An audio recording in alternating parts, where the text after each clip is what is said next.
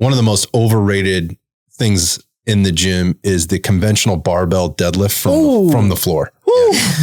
Yeah, a lot of people be like, wait. And I'll preface this by saying, like, I've done a lot of them. I spent a lot of time doing it. But I would also venture to say I did way too much of it.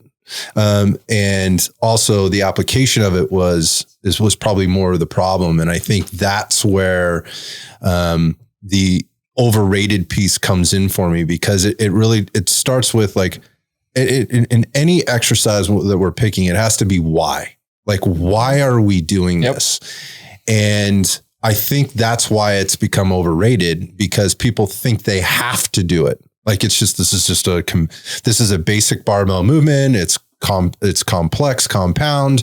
It builds lots of muscle. It sends muscle building signals. It makes my whole body work at one time. All of those things are true, but is that important for you? And I think that's where the problem comes in is that people think they have to do it, that they should be doing it. And we've said this before, just because you can doesn't mean you should. It really comes down to application. But somewhere along the line, it got to be like, if this isn't included in your program somewhere, then your program sucks. You're lacking, yeah. Yeah. So, and I think a lot gets lost with the conventional barbell deadlift, because it's sexy. Right. You can throw a lot of weight on the bar, or at least that seems to be the goal. There's chalk, there's belts, there's ego, there's fucking ego, smelling salts. There's smelling salts. Like, and by the way, I mean, some of the feats of strength we see people do, they're amazing. Like but I'm not impressed by it anymore, because there's always going to be somebody out there that's bigger, faster, stronger kind of thing. But again, like why are people gravitating to that as such a, the important lift, such an important lift, and why are they making it a mainstay of the program? I think the way I want to look at this, or what I look at it is it's not the barbell deadlift that's a problem for me, that I have a problem with, and why I think it's overrated. It's how it's being applied, because there's so many other ways to add that hinge movement pattern with a barbell to benefit your hypertrophy, your strength, your performance, your joint health, and all those things. And I think that's what gets lost, because when people think and do barbell deadlifting, they think it has to come from the floor, from the platform every single time. And that just, for me, is just missing so much of what that exercise has to offer. Because you see a lot. Go ahead.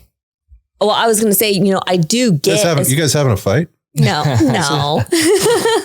She'd beat me up, dude. This would be a first fight in here? No. I let her have the floor. I was like, That's so nice of you. I'm a gentleman. Get along already. Let's be adults. Well, I was just going to say that as far as the barbell deadlift goes, I understand why people like to do it and why they like to teach people to do it. Because when it comes to a lot of the other lifts, the barbell deadlift, whether you're pulling from the floor or whether you're pulling from blocks, you're overcoming inertia. And what other kind of lift is there out there where you are upright? It's a closed chain exercise where you're having to push through your feet through the ground, and you're overcoming gravity to pull that bar up off the ground. You don't get that with RDLs. You don't get that with leg extensions. You don't get that with a hip sled. So I understand, why people are doing it. But yes, you don't always have to use a barbell. There are other ways to teach people to do it. And I think especially at Red Dot Fitness and in our environment, we have people from all different walks of life, goals. Not all of them have the mobility to be able to get into the hinged position to use a barbell. Yeah, from the floor. From the floor. Right. So it's like, again, like people are going straight to the floor to start. I'm like, look, you need to unwind that a little bit. Let's start them higher. Yeah, let's start them higher. Let's start to work into those weaker positions from the top down rather from the bottom up. Yeah. And again, I think people think like whether it's their total level of awareness or just what they've seen kind of happen in programming, that this has to be in there. Ton of value. And you just mentioned all of those things, Cece. There's so much value in pulling that bar from the floor, but it doesn't have to be the barbell. There's so many other things that people could be pulling to overcome that inertia, to get into that closed chain exercise, to strengthen grip and include their total body in that movement, like all the lat engagement, all the mid back engagement. And could you be healthy and like do it from a raised position for the rest of your life? Yeah, absolutely. You never have to pull from the floor. You never have to pull from the floor. And let's be honest, how much outside of pulling a barbell from the floor, what's the practicality of that? Because if I'm pulling stuff from the floor, maybe it's at like, so we're talking about, let's talk about height, right? So the barbell deadlift is going to be the height between the axis of that bar and the distance to the floor that includes the plates that are on top of that bar, which are general. That's why if you're at a 24-hour fitness and you're deadlifting with 10-pound plates on the side, you're going to have a fucking serious issue. Every single time. So again, there's deficit deadlifts, right? There's where you're up elevated a little bit, and those might be on the floor, or you have a smaller plate on the end of the on the ends of the bar. Change that height. You're changing the height, so you're changing the length tension relationships through the lift. And what I see people is just missing all of that. It's just load up the bar. It's just like the barbell bench press. It's just like the barbell back squat, right? They're just putting all this weight on the bar and they're overcoming it because it looks cool, looks sexy, it looks good on the gram. I can immediately compare it to all these other people that are out there. Maybe they don't know any better, right? And that's my point. And because it's become overrated. Because it's become overrated. Now, again, not to take away from any of the benefits from doing a conventional barbell deadlift from the floor appropriately, right? Absolutely. And doing that, I mean, you can build tremendous amount of strength, right, through the body doing that because of the different components you just mentioned, Cece. But, I think about like, if you want to build a big, strong back, do the conventional deadlift. But you can also build a very strong back by pulling from blocks or from pulling from the rack. Rowing. Right. Exactly. And obviously all the other additional movements that you can throw in there. Muscles, but you're talking about erector spinae and, building your erectors. I think one of the other things that happens with this and why I have a problem with it being, kind of ranked up there as like one of the most important exercises is because when people think of the deadlift, they think of max strength. So what ends up happening with this movement is it turns into this 1 to 3 rep max. It's never more than like 6 or 8, right? Correct. Like if I'm going for 10, I'm like, what am I doing right now? Correct. So if I think back and look, I don't know, but when I look at like kind of where the origins of bodybuilding came from, and when you start seeing what was happening in the 70s with guys like Arnold Schwarzenegger and Tom Platz, who had the biggest fucking legs in the history of the game, right? Like probably the most impressive legs in the history of the game. For you youngsters out there, do a Google search and you'll have a hard time debating that with me. These guys look good. Crazy. And they did a lot of deadlifting, but they weren't power lifters. They were bodybuilders. Now they spent some time in the powerlifting game, but 1 to 3 rep maxes is not going to give you that kind of hypertrophy. That's not what it's there for. It gives you the density. It gives you density. It gives you strong neuromuscular connection, and it builds max strength. But if you're looking to build mobility, hypertrophy, as well as strength and stability, then you should be working at higher rep ranges. And I mean, I can tell you this right now. If I walked into a gym right now and I saw a guy doing more than 5 reps on the platform, it would be amazing. Nobody does that. Right. So again, overrated in the sense that you're using it as a very specific, or you're using it for max strength, but which is interesting because then you'll go to the floor and what I'll see you doing is 10 different exercises for your biceps and your triceps. Right. And you're doing it in like hypertrophy ranges, like somewhere between 8 and 12 or 8 and 15. So it's not matching up. It's not matching up. And I think because the reason it hasn't is because it's fucking overrated. People are like, oh, you got to do this to get big and huge. Well, you're not training to get big and huge. You're training to get strong with that 1 to 3 rep max range. So maybe that's the way I look at it when I look at it as being overrated. And again, that's how it's applied. You also have resetting, tap and go, right? All these different applications in which I'm going to use with deadlift, right? So I can use really lightweight, tap and go, 20 reps, right? Whereas most people are like 20 reps on a deadlift, like I'm going to die and throw up. Right. It's a completely different thought process, right? So again, so it's not the deadlift I have a problem with. I don't have a problem with the exercise. There are no bad exercises. Exactly. I just think that fucker's overrated. Yeah. And and to what you're saying, there's no bad exercise and it's to your anatomy.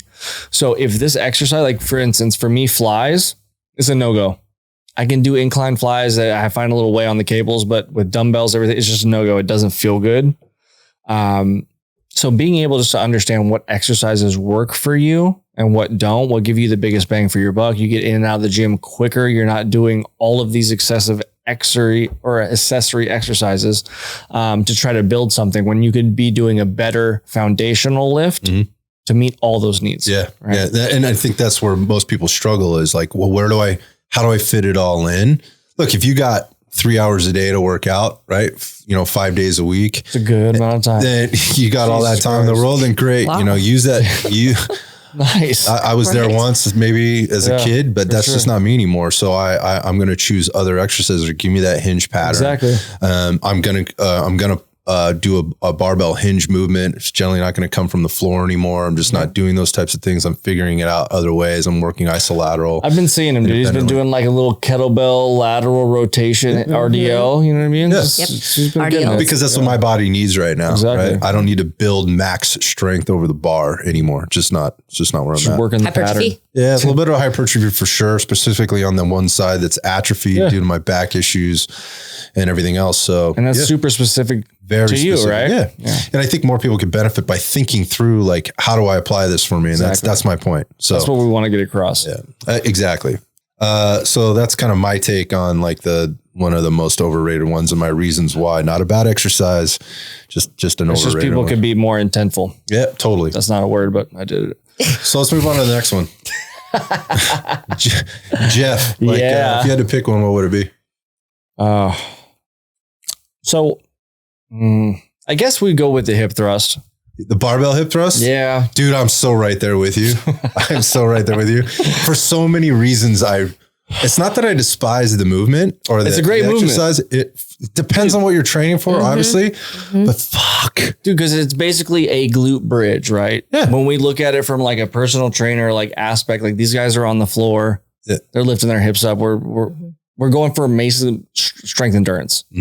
So then you start taking these guys into, I want a hip thrust, or they're grabbing the cable with the ropes between their legs and they're going and they're getting high. Like, dude, the glutes are strong as fuck. Put a barbell on your hips and thrust into the ceiling. Right. If you want to build glutes, like all the other stuff that you're doing besides priming before the squat is garbage. It's basically a bodybuilding movement, no? Exactly. Yeah. I mean, dude, you want to build your ass, you want to build your ass. So it's a great movement for that. Yeah. But as it relates to power building, you're not strength building, you're not building a vertical. You're not getting stronger vertical. You're not nothing. Yeah, because it's like all horizontal. Yeah. So talk about that. I mean, to give context to what you just said, talk about that. There's no ground force reaction as far as when you're doing a barbell hip thrust. You're basically on your back. Your feet are on the ground. Yes, your knees are bent, but your hips are straight. And so what you're doing with the barbell hip thrust is, yes, you're dropping at the hips, you're flexing at the hips, and then you're thrusting the bar up. So you're in a horizontal position. So there is no transference when you go and you're upright and you want to jump vertically.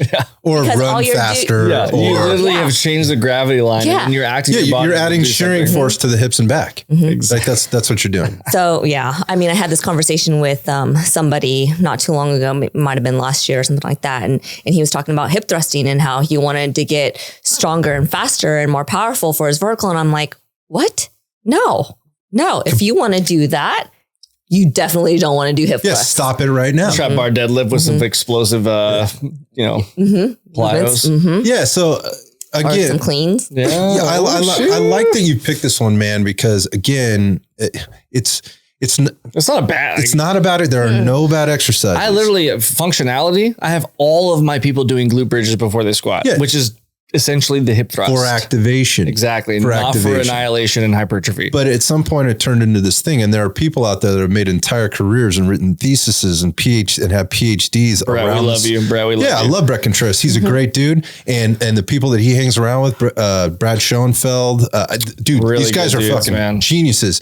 And if anybody's an expert on this particular movement, he is. It's gonna be Brett. His book is like this thick on the butt. Yeah, he's the butt guy. Glute Lab. It's the butt guy, and there's all kinds of stuff that he's brought to the table to back up, scientifically through studies, all kinds of things to show activation, how to do this properly, what hip position versus back position needs to look like, what the loading should look like, and how.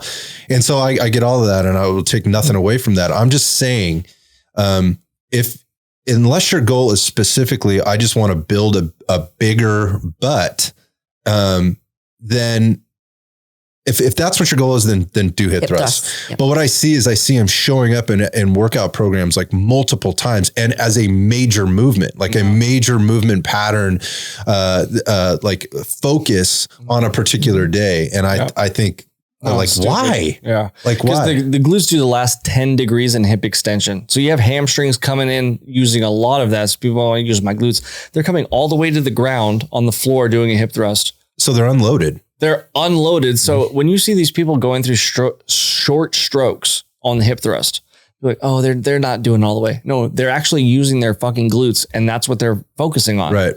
They're trying to isolate as much of that movement as they can in the glute with the degrees of extension that the glute creates at the hip. Exactly. So when you were saying like, when I said unloaded, I'm just saying like, if you're going all the way to the floor with your butt, whether your bar's touching or not, you've unloaded the glutes because they cannot stay engaged during that time. That the load starts to shift into the hamstrings. Now they are extended, but the load is not there anymore. It's in the hamstring. So you've shifted from one to the other. And like, look, if your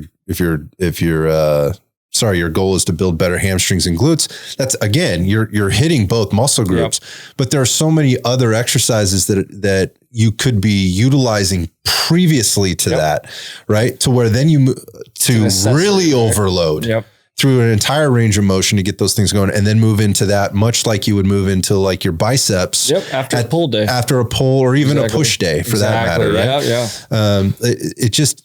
I just look at this shit going on, and I see people doing it. The other part about it is such a spectacle, which bothers me. It's like, go back to the platform with the deadlift thing. It takes them 10 minutes to set this shit up, right? They're over in the corner. They're taking all the plates over to some place. Like, there's been equipment developed around it, and none of it's good. Chalk is somewhere. Yeah. There's chalk and balls. Exactly. Somewhere. Yeah, there's chalk and balls somewhere. And it's like they're sitting on the floor in between sets because it's so much work to get in and out of there. 3 to 5 minutes as per strength progression. Again, if you got to get on stage in a bikini, or whatever, you got to pay me. But like we talked about before, like Jeff's not doing that unless he's getting paid. And I wouldn't want to see that anyway, Jeff. So don't lie. He's lying. He's a liar. Nope. He's I would never be able to unsee it, and I've been through enough of those kind of instances. This physique is phenomenal. Anyways, that's PTS right there, for sure. I don't think my therapist could help me through that one. But that said, by the time they get it all set up, they've spent 20 minutes of their workout period getting it all together, breaking it all down, adding more load, checking their cell phone in between sets, right? And it's just, to me, I don't want to say it's a waste of time because it's all based on application, but I think there's so many better things you could be doing. Your RDLs, right? Your Bulgarian split squats from different angles. I mean, there's machines in the gym that could help you target those glutes better than that. And again, through that extension, through the hip extension, I don't know why this is, this one's getting by me right now. It's a great glute and low back machine. You're laying forward on it. You're kind of folded in half. West Side came out with it many, many years ago. What am I thinking about? The hyperextension. The hyperextension. Yeah. Mm-hmm. Yeah. The hyperextension. It actually has the pulley on the bottom where you put your ankles through to pull. Much more functional, right? Much more. They were way ahead of their time. Yeah, way ahead. Thank them. So if you walk into a gym and they have one of those, I mean, I know our boys up in, or our guys up in Santa Cruz Power Fitness have one, and people are on it all the time. Dude. Great setup. If you want to train your glutes, fucking go to Santa Cruz Power. The eccentric load with the lever. Yeah. Right. Exactly. You get your low back into it. I mean, there's just so many things. You're loaded through the entire range, right? So this barbell hip thrust stuff, like, I get it. If you're limited on equipment, you want to try it, you want to get into it, that's fine. I think, again, maybe decrease the load if you're going to do that move. And if you're going to do it, maybe decrease the load, go to a single side, right? Work on your mechanics, making sure you're moving with a ton of intent. Again, working with maybe a dumbbell, not with a barbell. Use a dumbbell or some other type of implement. You literally just have the load of the plate carrier. Or the cables, or sorry, not cables, but Supermans. On the GHD, right? You're like literally just lifting with whatever weight is on the one side platform. Over the other. Yeah. And really work through a hypertrophy range of motion where you're not like thrusting it up and dropping it down, you're having to control through the entire range of motion. For me, glutes, I find 6 to 8 rep range is phenomenal. If you under control. Exactly. Right? Like it with tempo, with intent and tempo. Absolutely. Yeah. So you're going through like maybe a 3 to 4 down, 3 to 4 with a 1 to 2 up. I was just going to say, if you do that for 6 to 8 repetitions, your ass is going to be on fire, and you don't need a barbell across your waist in order to do that. I don't ever I'm going to say it again. I don't ever see anybody doing that kind of a tempo with a barbell across their waist. Except for me, because I do it with no pad, and I look at people in the eyes to let them know this is really going on right now with no pad. Yeah, gotcha. All the girls know what's going on right now. I think where people can really wrap their heads around this. So we beat up the whole, build a bigger butt type of thing with the whole lumbopelvic area. Yeah, the whole area. So the next thing I see, and I see this with a lot of trainers, and I see this with a lot of the classroom type stuff or class type stuff. So that's theoretical for everyone out there. When you're working out in like these group workout sessions, because it's easy to do, right? It's easy for the instructor to do. It takes no equipment and very little space, and most people are familiar with it. And that is the plank. Oh yeah, the plank. Oh my God. I was wondering which dice would get rolled. Likely one of the most overrated exercises for sure. Of all time. In fact, I don't even look at it as an exercise anymore. I look at it as a posture to be practiced at a very, very specific time for a very, very specific person. And after that, what the fuck are you even doing? Like, stop it. And I've watched people try to get real fancy with this thing. Like, oh, well, we're going to add load to it. We're going to start stacking weight on people's backs or butts or shoulders, or we're going to elevate feet, or we're going to go one-sided versus the other side. Again, I just think you're only going to get so much out of that. And there's only so much you can do. And you got to get really, really, you got to throw a lot of mustard on it to make it worth anything. I'll jump into it. Anything after the first couple weeks you're doing this thing. And that would be for somebody that's super deconditioned. But anyway. So like for the plank, for me, when I see it, it's done and people people look at, and when I say people, I mean trainers, they look at the person on the side horizontally from the side, and they're seeing, oh, this person is in perfect posture. Yeah. Nice little S curve. Their lumbar spine has a nice little lordotic curve in it and blah, blah, blah. Well, they're not now thinking how the body has changed in relation to gravity and what I need to do now to resist the force from hurting my low back. So anyone that's, has 2 brain cells can think about, if I have my body into an extended position with my ass out like an anterior pelvic tilt and now I'm laying in gravity. You're horizontal. Yeah. It's obviously going to increase, right? It's going to pull me down further. I need to resist that force by tucking my tailbone and pushing my lumbar spine to the ceiling, AKA rounding my lumbar spine. Right. Like, dude, we are rounding. We're not neutral. There are some people that as you tuck out of their extended spine, they will be neutral. You're not going into a flex position, but you are having them flex their fucking lumbar spine to get into a neutral position for gravity. Right. So to counter gravity. To counter gravity. Because you're being pulled. You're basically being like, it's a different gravity's position. Trying to slice you in half. Exactly. Right? You have the shearing force through your lumbar spine. Right. Exactly. It's trying to lift your shoulders and lift your pelvis into this viewed position. So what you're effectively saying is you're just countering that. You're going the opposite direction. It's a slight counter, and it might feel like people are rounded, but exactly you're saying is just you're countering the opposite position. You're tucking your pelvis back towards your belly button. Yep. And you're staying neutral. If you looked at it, it's a straight spine. Some people, as they gain mobility and awareness, they can be more rounded. But most people, where they're in that position, they don't know where they're at. Slight tuck, they're completely straight. Yeah, Cece, you rolled your eyes when I brought up the plank. I think one of the things that from an overrated perspective is it doesn't fucking translate. It really doesn't translate because when, if ever, are we in that position? Mm-hmm. I would argue the only time it translates is when you're trying to keep ribs and pubic bone together in, let's say, a squat or something it's teaching awareness though, because it doesn't translate. You have to be aware. Yeah. Exactly. It's like sumo doesn't translate to deadlift. No. Right. Oh, sumo deadlift doesn't translate to conventional deadlift. Yeah. But conventional will translate to sumo. Right. So sorry about that. It's a slight tangent, but no, you're making a really good point. So like I'm in this lying position or this prone position on the floor, and I'm activating certain things and I'm trying to stay stable. That is completely different than standing up straight up and down and potentially axially loading. What that would be loading from the top, like in a barbell squat where the weight's coming down, or in any other way. Maybe you've got weights in your hands or whatever. It's not the same. It's completely the same. I like the plank in that it teaches awareness. It teaches somebody how to activate certain aspects of their body. But as far as, it's an anti-rotation exercise. The human body, we rotate, right? Yep. You reach around to get your seatbelt to put it on. You rotate. You walk and rotate. Absolutely.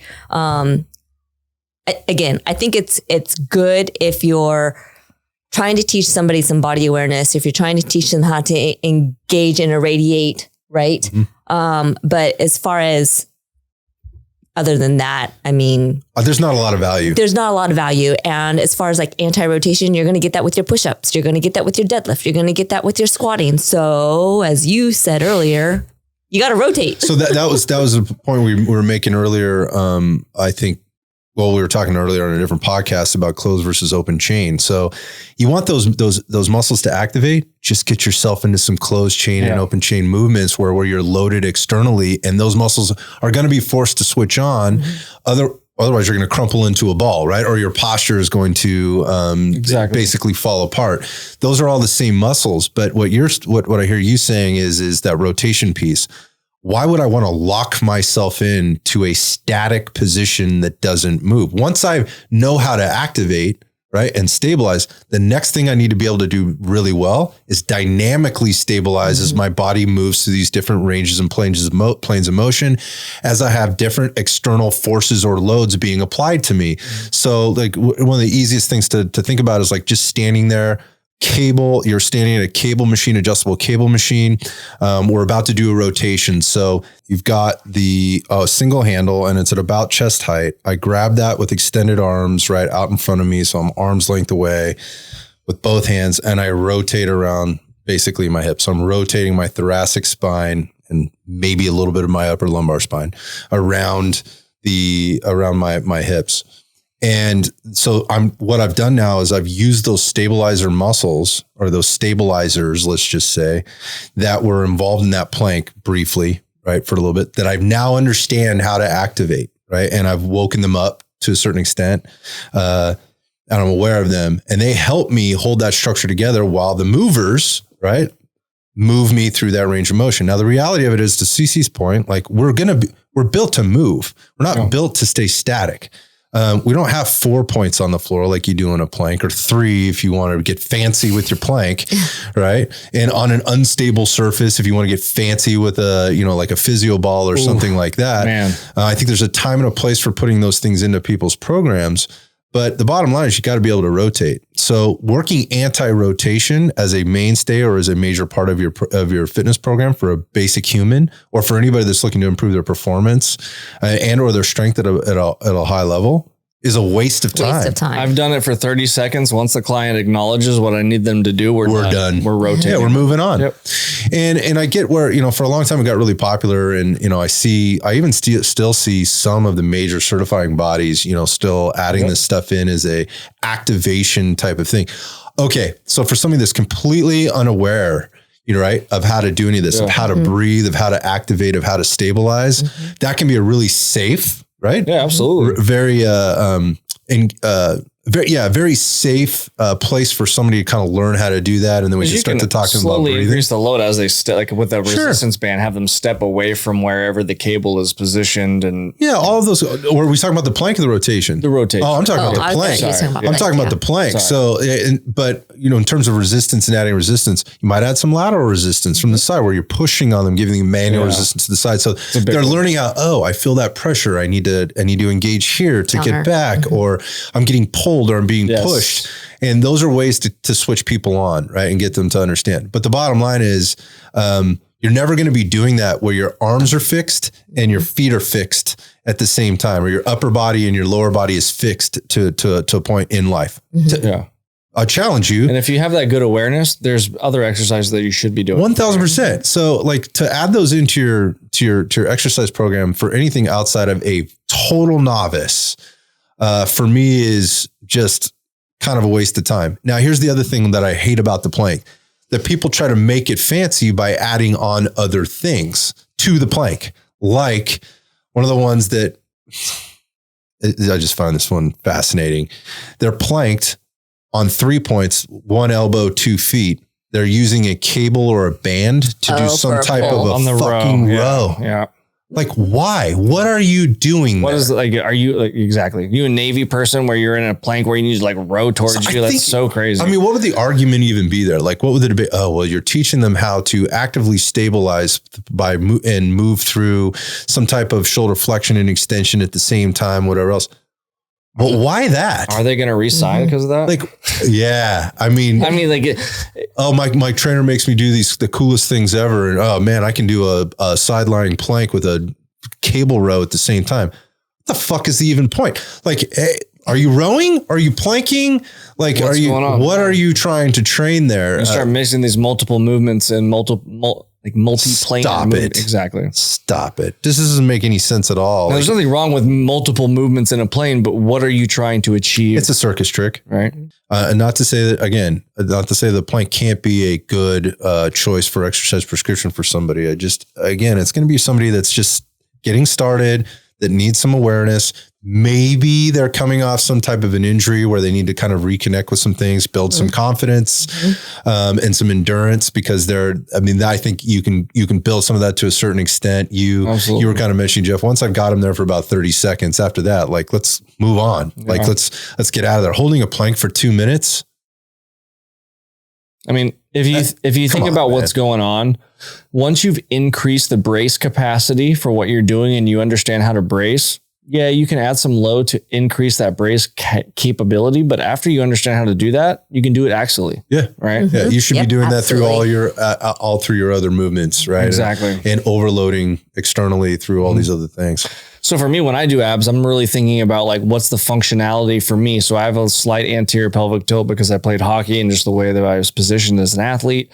So I work on my low rectus abdominis. So I'm focusing on tucking my tailbone, focusing on like reverse crunches, things like that. Whereas other people, like the plank might come into play, but these are only things to help me get back to a functional state. Right. Or keep me in a maintained functional state so I can perform. That is it. So we're just thinking static versus dynamic, and the body performs and works in a static environment 99% of the time.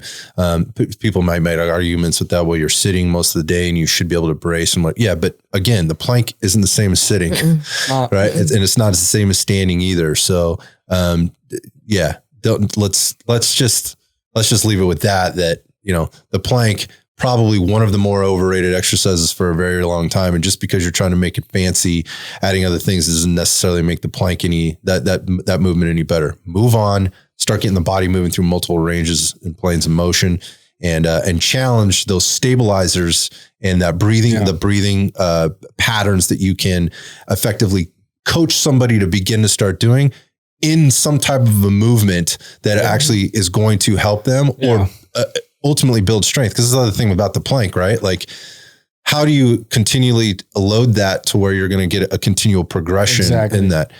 You're going to have to go in other movement patterns. This is the bottom line. So those movements, again, you start getting very limited. Things like barbell good mornings and things like this, where we're working the back side of the tissue, front side of the tissue in different ways. Dead. Yeah, I was going to say, as far as with the plank, you're all anteriorly loaded, right? That's what's working. So if you think about from a technical standpoint, agonist and antagonist, the posterior chain. And those are things that are working with and against, right? The posterior chain is basically not lit up like your anterior chain when you are on your hands and or your forearms and feet. And that's why you really have to focus on the activation. The only time that I like that is like we're talking about, you get the awareness of here's the tuck of the tailbone, like here's my activation. You're good now, like we're gone. Yeah, we're moving on. Yeah. So if you've been working out in some kind of an exercise program or some type of class or whatever for more than a couple of weeks, stop doing planks. Yeah.